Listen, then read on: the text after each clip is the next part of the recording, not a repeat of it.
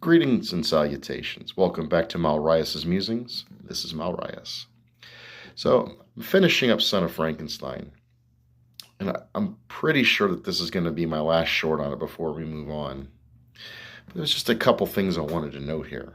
You know, with every franchise, it starts off with, the first installment, and it's exciting and people gets people's attention. And if the story and the world is rich enough, you might get a second and third movie out of that where you still have some, interests and places to take the story and the characters. But most of the time, invariably, it gets caught up in that corporate thing where they see how much money they're making and they just keep pushing for more stuff. And the artistic quality begins to drop. I think here with Son of Frankenstein, I think we're still good because we're still taking the story to new places, even though we're rehashing some key points. We are rehashing some key points, but we're adding lore to it, to the story.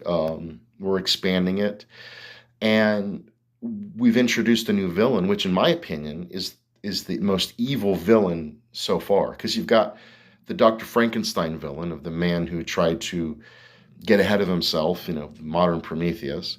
You've got the monster who is mostly just confused most of the time in a world he doesn't understand.